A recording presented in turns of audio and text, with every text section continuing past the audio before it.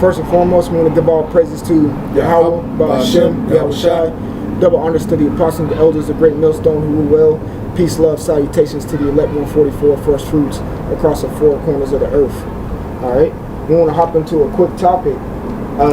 Pretty much, you know, when you get in this truth, you're getting yourself into hell.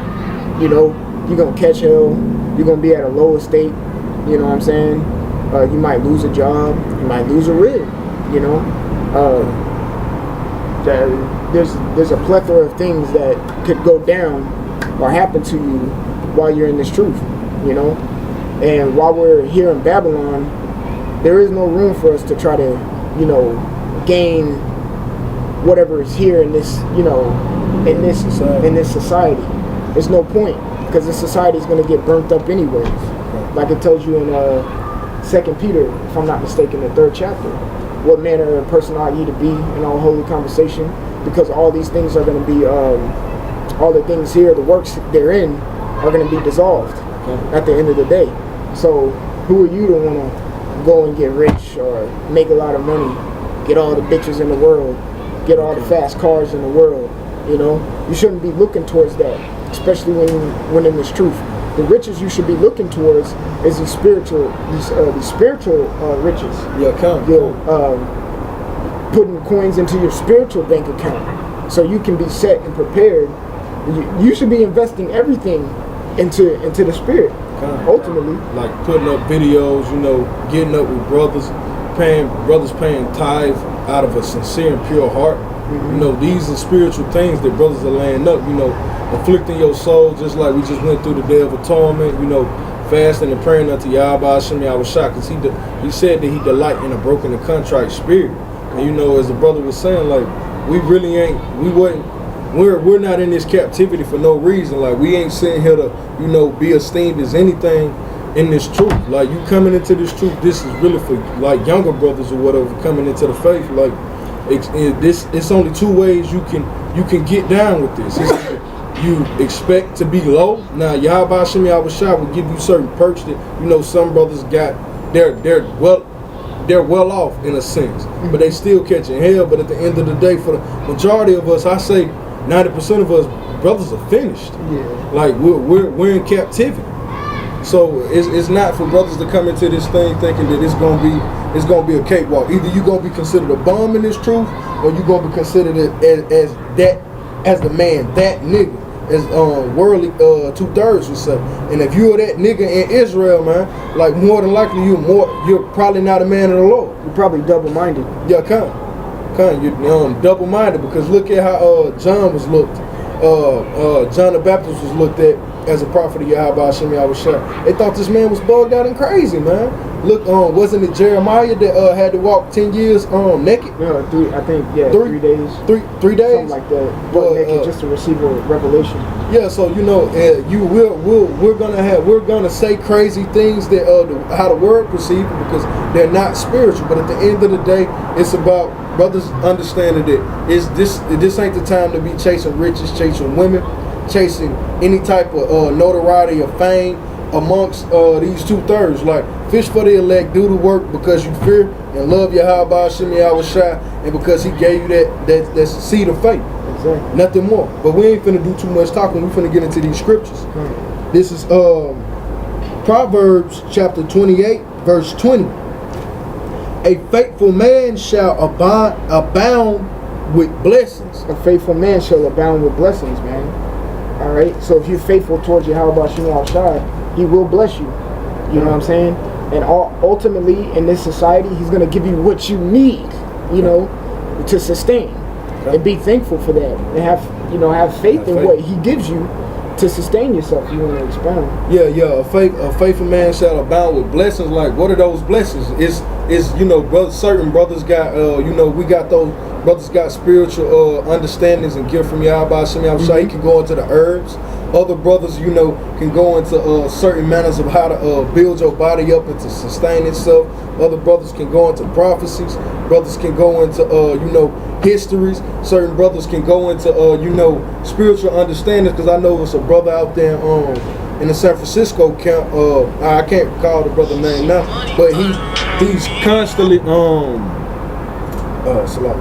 he's constantly speaking on how the spiritual powers that we're gonna get once we get those spiritual bodies, man. Mm-hmm. So he goes in, Yahweh Shem Yahushua gives that brother visions, man. Yeah. You know, those are the spiritual blessings through the spirit of Yahweh Shem Yahushua. It's the continuation in faith, the building up in faith, trust, humility, meekness, contrite spirit, brotherhood. Those things, those are the spiritual blessings of Yahweh Shem Yahushua. Mm-hmm. You know, I'll continue. But he that maketh haste to be rich shall not be innocent. And ultimately, if you're trying to make haste to be rich on this side, you don't have faith. You don't have faith that he can bring you out of a certain situation. You know what I'm saying? Don't get me wrong, you know, brothers need money. Like the scriptures say, money is a defense. When you go into that word defense, it means like a shadow, a covering. Like when it's a hot sunny day outside, you need some shade, you go under a tree. You know what I'm saying? But also with the money, it changes. You know, you can be brought up to a higher level or a lower level, whatever deems necessary to you. How about Shem Yahushua? But going back to the example with the tree, the sun doesn't stay in one spot. You're gonna have to move with that tree in order to get that shade. You know what I'm saying? Your situations are gonna change. They're not gonna stay the same. But if you're trying to make haste and trying to get rich, especially on this side, when riches here are worth nothing, then you're going off ultimately, you know. Yeah, that's really like the scriptures tell you that, you know, riches find a way to make wings and fly away as an eagle towards heaven. So like that's you chasing riches is not the spirit that Jake should be in. Really, if you're in that spirit, man, you're a carnal man. Yeah, money is not gonna get you saved. I'm gonna get a quick precept. Proverbs 11:4. Riches profit not in the day of wrath. You know, we always talk about, we see the movies, we see TV shows, Walking Dead, The Road, the Book of Eli. There's always money or something lying on the ground. They ain't worried about it, man. They ain't nothing. You can't do nothing with it in that day. All hell done broke loose. It's not. You can't buy your way onto a chariot. You know what I'm saying? I'm gonna read it over. The second part of that verse. But he that maketh haste to be rich shall not be innocent. And how shall that man not be innocent? We're in Babylon. Like you see Nate, you see Johanna. These men have sold out. Look at Jake in this word, man, the 2/3. If you call yourself believing on this thing about this truth, this special gift from Yahweh Shem Yahushua, you know that the only way that you can obtain riches in this society is by going about it in deceitful and wicked manners, which are that go against the scriptures of Yahweh Shem Yahushua. So if you out here, you know, you defraud brothers if you in the truth. If you a brother in the truth and you still out here, Yahweh Shem Yahushua take your job, he take your rib, and you decide, hey man, you know, I'm gonna start back selling drugs. You know, you go back to doing these things and you actually build some financial stability within the society. You still went about it in a wicked manner. You will not be found innocent, because who are you selling those drugs to? You being a witch. You selling them to your own people. Your own people. I got a precept for you all. This is Titus chapter 1 verse 10. For there are many unruly and vain talkers and deceivers, especially they of the circumcision. So those who know they're Israelites, those who may know about the truth. Okay? Continue. Whose mouths must be stopped, who subvert whole houses, who teaching things they ought not, for filthy lucre's sake. For the money, man. That's Nate, Johanna, any brother in, within GMS. This, you know, like Apostle Tahar says, man, there's niggas in GMS, man. Yeah. There's niggas in GMS. You using your so-called gift of gab, the gift of manipulation, your the beguiling nature that Yahweh Shem Yahushua bestowed unto all brothers to be able to move about here in Babylon, you know, without drawing too much attention unto ourselves. You know, Yahweh Shem Yahushua gave that as a gift, but some brothers have been, you know, blessed in that department more abound than others. And in that sense or whatever, you start to use these gifts for filthy lucre's sake. You can quote a whole bunch of scriptures. You can you make yourself look presentable and great before before Israel because IUIC. Israel a flash. My point exactly, Nate. That's what I had in my mind. Like these guys look great unto Israel, man. But at the same time, you doing this truth based off of filthy lucre. Say you go about it deceitfully, which makes you not innocent, as the scriptures say. Let's go back into 28. That was 28. All right. You want me to get Just start at 21. All right, cut. We gotta read. Verse 21. To have respect of persons is not good. To have respect of persons is not good. Just because this man may have something doesn't put him over any other brother. Because at the end of the day, we're all going to receive that one coin. We're all going to receive the same thing. Apostle Tahar, Gabar, Ramla, Apostle Gabar, they always getting in Nate's ass, man. Like, that's not having respect as a person. So what? We go back to the old school together. Like, big deal. Like, that's not having respect of persons.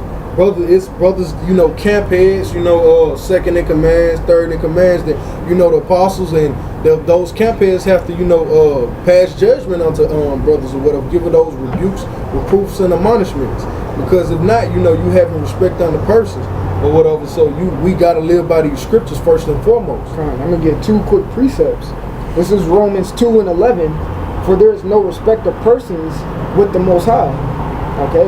I'm going to get another scripture too. This is Colossians 3:25. But he that doeth wrong shall receive for the wrong which he hath done. Eye for an eye. Yeah, okay. All right? And there's no respect of persons. That brother could have been a special brother, whatever. Just like you going into Apostle Gabar and Tahar and Apostle Tahar, they knew Nate, man. They did the work with Nate. Okay. They were in the same class with Nate for a while. They've been knowing this man for a while. It's longer than some of us have been alive. But they still gonna say you going off. Okay. You know, you ain't following your how about Shem Al Shai. Yeah. Let's be grown men here. Yeah. You know what I'm saying? You're going off. There's no respect of person. It doesn't matter how long I've known you. It doesn't matter if I thought you were the coolest brother in the camp. You going off. There's no respect of persons. If there's no respect of persons within the camp, like Romans 2:11 say, there's no respect of persons with the Most High. Okay. So what more so you? You know what I'm saying? Okay. You know? Who cares if a man who's been blessed with an abundance amount of, you know, shaqualium or whatnot? That doesn't mean he's any better. Yeah, you know what I'm saying? Deliver you in that money, like I read in Proverbs 11:4, richest profit not in that day, man. And that when all hell breaks loose. Okay. We keep going to 28. For a piece of bread, that man will transgress. What's the modern day bread, man? That's money. That's money. So a man would transgress. Why are these people out here selling their souls, man? They're out here selling their souls, killing one another for some money. Brother, cats out here defrauding each other. You got money bank scams going on, credit card scams, check scams, all kind of scams that Jake pull on one another or whatever to get over. Why? For bread, for a piece of bread, a man will transgress. And you know we have cats like that in all camps. You see it in IUIC. I'm pretty sure some brothers in GMS. I'm pretty sure it's some brothers in GOCC, IUIC, ISUPK, and all of these men have shown themselves through their leaders to be off. But if you Jake in this truth, coming into this truth, get that out of your head, man. Like we ain't came in this truth to be seen as to be picking up money, man. Take your daily bread and keep it moving. So, because if you calling yourself to be a part of this thing that Yahweh Shem Yahushua has set up righteously through the apostles and the elders in GMS, the Lord is going to find you out, man. Sirach, the first chapter, you know? He said that you should not be found innocent in the previous scripture. Yeah, you know, I think Sirach, the 23rd chapter, you know, the Lord's eyes are brighter than 10,000 suns. He's going to see it. Everything that you do, there's an angel watching that's reporting everything. You know, you're not going to escape free. That's ultimately not having any fear. You know what I'm saying? I'm going to get a quick precept and then we can jump right back into it. Let's see. But we can finish on this next scripture. Okay, come on. The one you brought up. This is Psalms 36 and 1. The transgressions of the wicked said within my heart that there is no fear of the Most High before his eyes. So they don't have no fear, man. It's like, you know, he ain't gonna see what I'm doing, man. Whatever. I'm still gonna do it. You know? Go ahead. And that's what, you know, what we just read with the piece of bread that a man will transgress. You know? You like to fear Yahweh because you don't believe on these scriptures that, hey man, the Lord could kill you for these things. And ultimately you're not being brotherly, and that's one of the top commandments. And you abusing the brotherhood, man. From the greatest man to the least man. Offending the little ones of Yahweh because one of those little ones had to be of his elect. So you never know who you come across in this thing of ours. This could be someone very dear, near and dear unto Yahweh Shemel Shai. You know, I continue to read verse 22. He that hasteth to be rich hath an evil eye, and this is the main point. And considereth not that poverty shall come upon him.